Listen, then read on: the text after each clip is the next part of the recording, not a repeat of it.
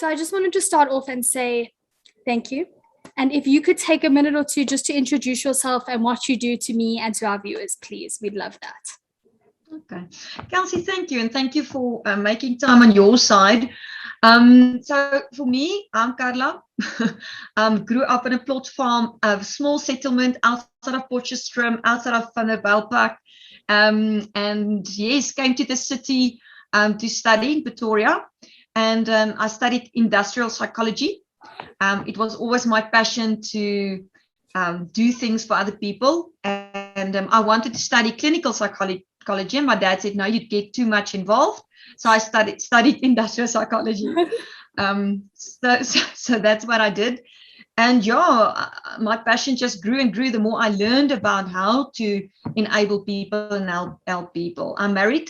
Heinrich is my husband. I have 3 dogs as kids. We absolutely love kids, can't have them yet.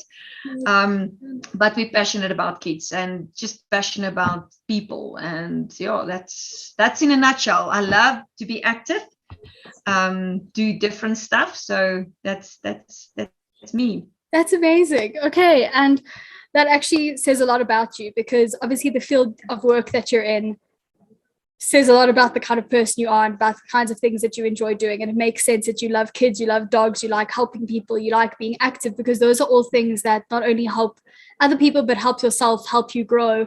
Makes a lot of sense. It does. That's awesome. So thank you for that. So I just have a few questions that I wanted to ask you. Obviously, this month is Mental Health Awareness Month. And with you being in the field of psychology and working so closely with different businesses, I thought it could be a really beneficial opportunity just to talk a bit about that.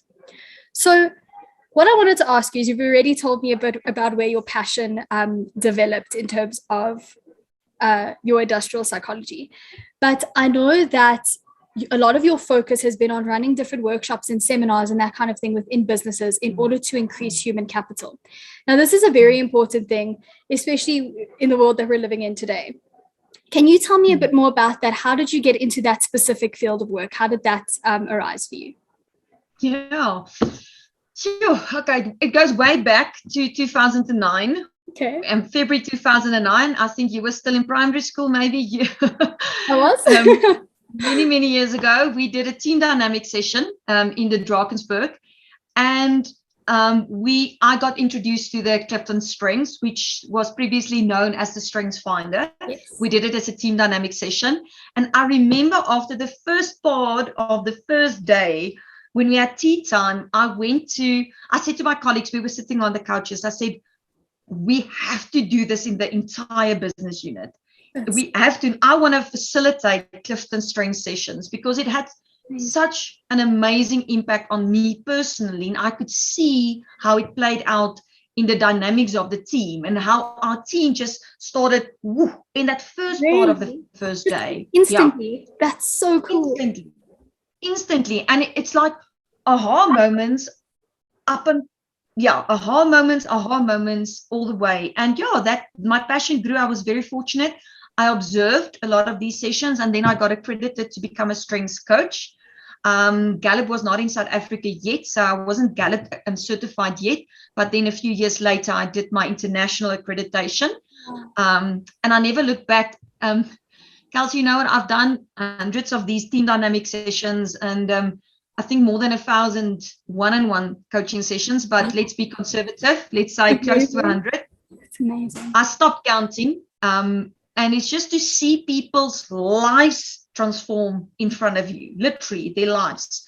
And it just kept me going. And I've built that in my offering to businesses and just continued from there. And I've really seen performance increasing, people that couldn't stand one another, working well together and talking about the mental health. Last year, Gallup did some interviews with people about COVID and the impact on their mental health. And people who know their talents and that can develop that into strengths, they were more resilient. And I was interviewed by Be Human Group. They're the only accredited company in South Africa partner with Gallup that can accredit you. Yeah. And they they interviewed me, Margriet interviewed me, and she said, how do your clients find this hectic time? And yeah, it's really people who know their strengths, and they're more resilient. They're more mentally tough. I'm also a mental toughness coach in sport, and I use the Clifton Strengths tool in that space as well. That's amazing. There's actually, it all makes so much sense looking at you, and after what Ane told me about you, who obviously I work with, and just it makes so much sense because ultimately, firstly, as I said earlier, like you're obviously the kind of person who enjoys helping people and wants to try and make that impactful difference, like a tangible difference. But also in terms of what you said about people who know their passion, that makes a lot of sense that they are the ones who can kind of find their way no matter where they are. Because if you have some sort of guidance or knowledge of where you want to go, makes sense then that you can adjust to the situation because you know what you need to do to get there. Yeah. It's really cool. That's really cool. And that's why you're so important, and what you do is so important, because you are the person that will help people find that passion and find that strength and, you know, identify what they can do so that if the pandemic happens again in 20 years, we know what to do. And there's a few of us, Kelsey, there's definitely a few Clifton Strengths coaches that can offer this. So it's not that there's no assistance. There is. It's abundantly. People just need to make use of that. And we're a really nice community. That's amazing. That's amazing. It's such an interesting group of like how you said how it all developed from that one little retreat and how it all developed to today. It's just a really interesting group of people, I'm sure, that are so diverse, and so it must be amazing. It must be amazing. Thank you. No, it is. And that actually kind of goes into our next question, which is, how does your type of employee coaching, your strength training and all of that, how does it promote the growth of businesses via human capital? Because I know that that's something that you focus on greatly. How does that actually work? Yeah.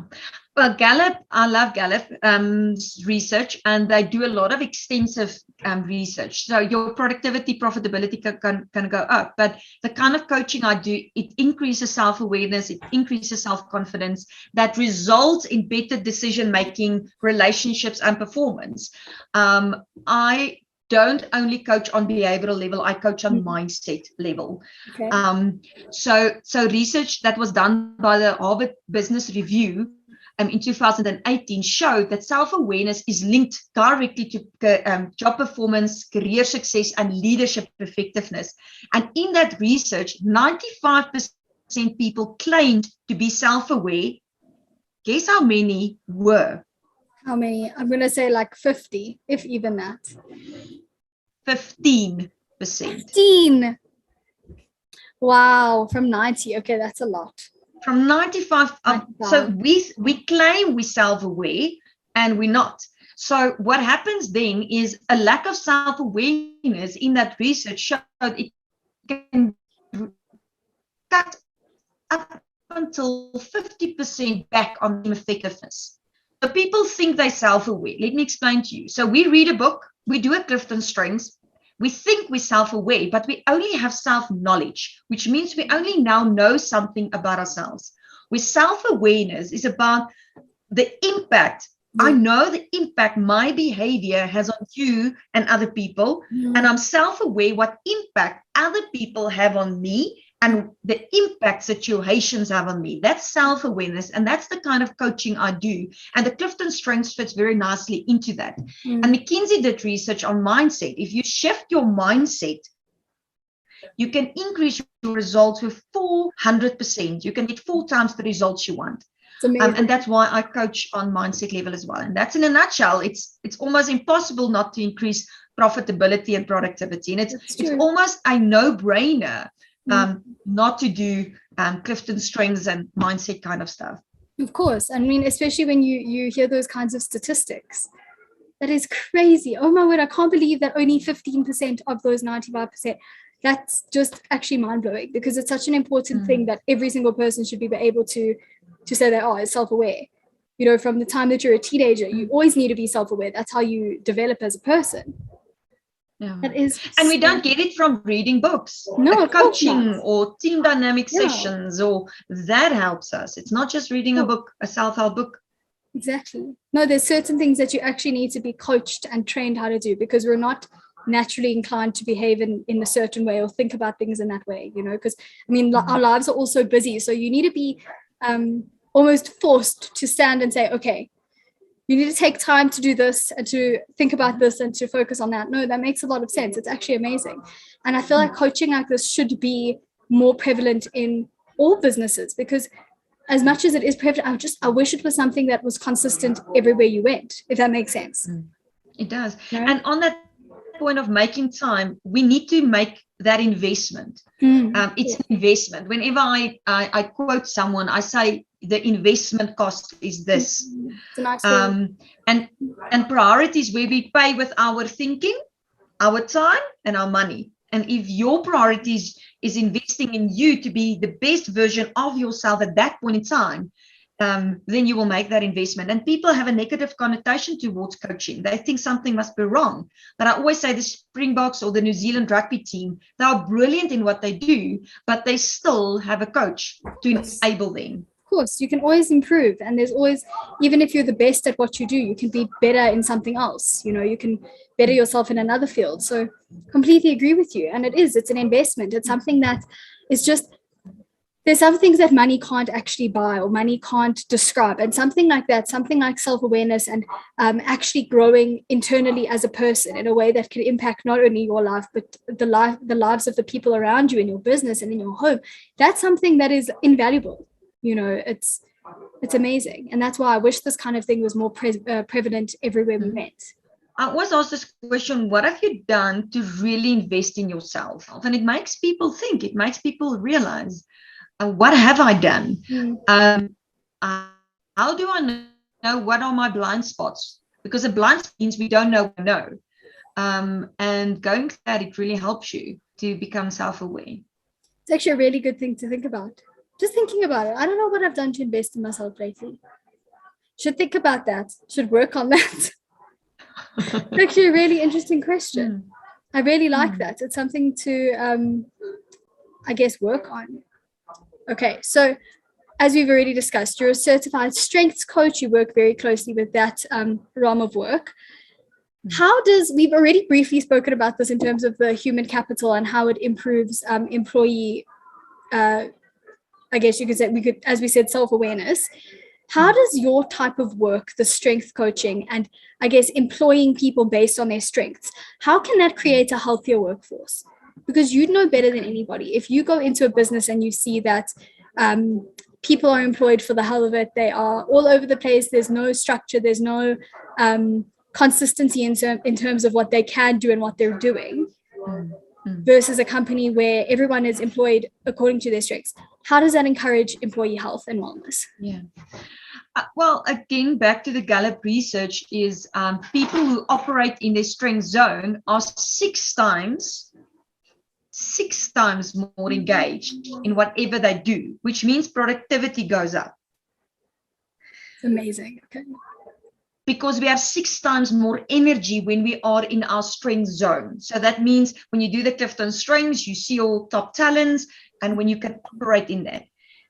People who are then in that strength zone are 3 times more likely to report having an excellent quality of life.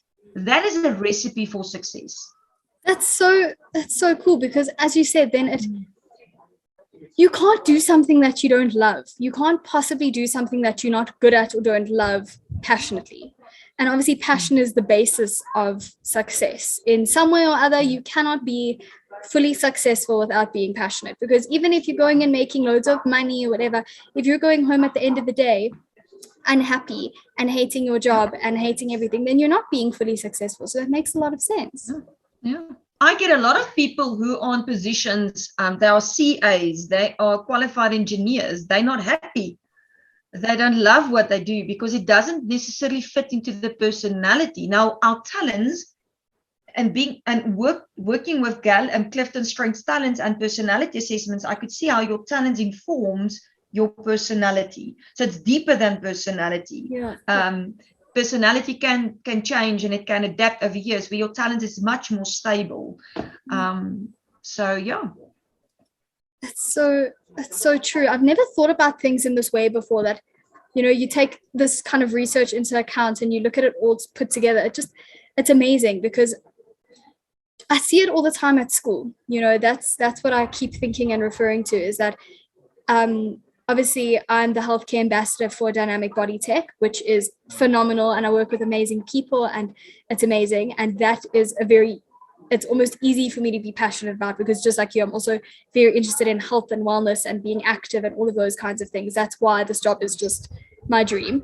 But then I look at my school teaching job as well. And as a history teacher, I think of my passion and I think of my strengths. And if I wasn't who I am, I'm trying to picture one of my friends, for example, trying to teach a history class. I'm thinking, okay, but if the strength for that kind of work isn't there, or the passion isn't there, all these different things aren't there, then how would it, unfold?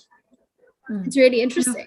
It's really interesting. And that's why one of my things is I like to get involved at schools, because if the teachers can be aware of all these strengths, and the feedback I get is how I teach is differently, because I realize all these kids in front of me have different talents and they get the energy from a different place. And I need to be cognizant of that. I need to be aware of that. I need to be aware of my own talents and what is my possible unconscious biases of things I don't know. I might be biased towards that person or that person because I can relate with their talents more than someone else. No, of course. And that's something you have to always be aware of, even if you're dealing with a big corporate, that's something you think about, like, who am I? It's so cool to think about these things in a more specific way. That's why I love these kinds of interviews, because it kind of puts thoughts that we've had, or concerns or ideas, into a proper real life perspective, to call it that, which is really, really awesome. I wish we could have you here. I swear, you should come to our school here. It would be so cool. And then, Carla, I just have one more question for you. The last question is, and this is obviously taking into account what we were discussing earlier about strengths training and these kinds of things being an investment. Now, obviously, it's an investment that is so worth the investment. It is going to benefit you not only as a human being, but as an employee, as a business, and everything in between. In all honesty, it will benefit every aspect of someone's life if they do choose to invest in this kind of strengths coaching. What about a business or corporate that doesn't have access to the resources that they need in order to do this? Even if they wanted to and they wanted to implement this, how could businesses go about improving their workforce, whether it be mentally, physically, anything in between, if they don't have access to making the kind of investment as hiring a strength coach or getting someone in to train them and coach them? The immediate answer is improve their leadership skills. And the reason being, and it might sound like a cliche, but again, going back to Gallup's research, is 22% of people strongly agreed that said leadership of their organization has clear direction of the organization. Only 22%, which means leaders don't give clear direction. So if leaders can just give clear direction, and there are 4 things I will share with you what leaders can do, especially in this time and age. And if only 50% said they strongly agree that leadership of their organization make them feel enthusiastic about the future. You don't need money for a leader to create enthusiasm. You don't need money for a leader to show the direction, to know the direction. And then only 30% of employees strongly agree that the leadership of the organization's communication is effective. Crazy. You don't need money to communicate better. It's true. You don't.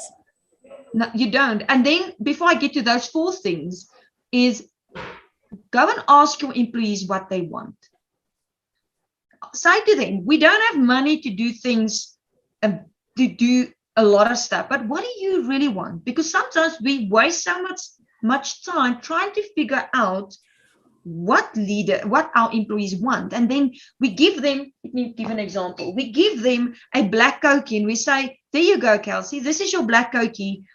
I've worked very hard on this black Cokie, go and use this black Cokie. And you say, but I don't need a black Cokie, I need a brown Cokie, that's my need.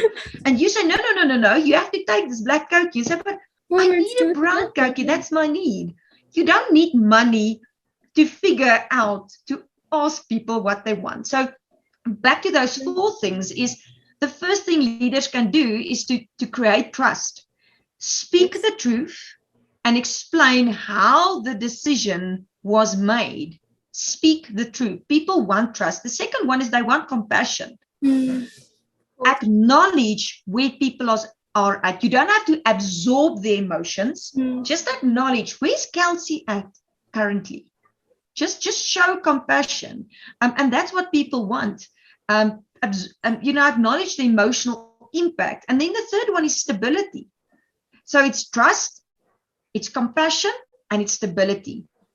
Absorb the emotional reactions with calmness, Mr. or Mrs. Leader. Learn how to do that. Create that stability. Don't have now I'm like this today, now I'm like that today. It does not create stability. It creates doubt and confusion, which leads to mistrust. And then the last one is hope. So leaders need to create that sense of hope. You know what? Elevate how we will do this, how we will create a future of hope. But then also be honest. So it's trust, compassion, stability, and hope. Those are the 4 things Gallup researched. It's not Carla's words, it's Gallup's research, and I've built on that. So that's in a nutshell. That's amazing. And it's nice to think about how those kinds of things can be applied to any career or any environment that you're in, whether it be a professional corporate world or being a teacher at a school or at anything in between. It's actually really true. You do need all of those things, and none of those things cost money. None of those things cost money. No, they don't. And of course, like sometimes money can help. Like if there's a need for something, if you're airing what you need, and all of that could be helpful to have money. But you're right, you don't need that. There is a way to make things work without the money, without those kinds of. And good leaders are everything. Good leaders are everywhere, and they are great examples. But then I question companies. Why are you not making profit? Are you maybe not investing in your people? Don't wait until you don't make a profit. And companies who's making a profit thinks, they think, I don't need this. But what if you can accelerate your growth with less painful experiences? Exactly. But yeah, if you don't have the money, there are things you can definitely do. No, of course. But you actually just raised a very good point. The fact that so many businesses, that's where there's a big problem, is that so many businesses wait until there is a lack of profit or a big problem before they make changes. And overall, and this is something I think that has been noticed during the pandemic more than ever, is that proactive approaches to health, to wellness, to business success, to everything in general, really. Proactive approaches are what will save us and what will save a business. There's no use waiting until there's a pandemic to implement employee wellness schemes. You need some sort of reassurance that if there is a pandemic in the future, we will be okay. Because it's the same thing. It's wow, yeah. That's a very good point. But Carla, that's all I have to ask you. And I just want to say thank you so much again. I don't know if you have any questions or if there's anything else you want to say. No, my invitation is, if whenever you have questions for your own journey, you're welcome to ask. Thank you. That's part of my passion. Thank you so much. And I hope I get to meet you properly one day. Maybe work alongside you for something would be awesome, because this was honestly just so much fun and it was really informative. I knew it would be. But thank you so much. Thank you for taking time out of your day again to speak to me. I so appreciate it. It's absolutely my pleasure, and thank you, and all the best with the rest of your day.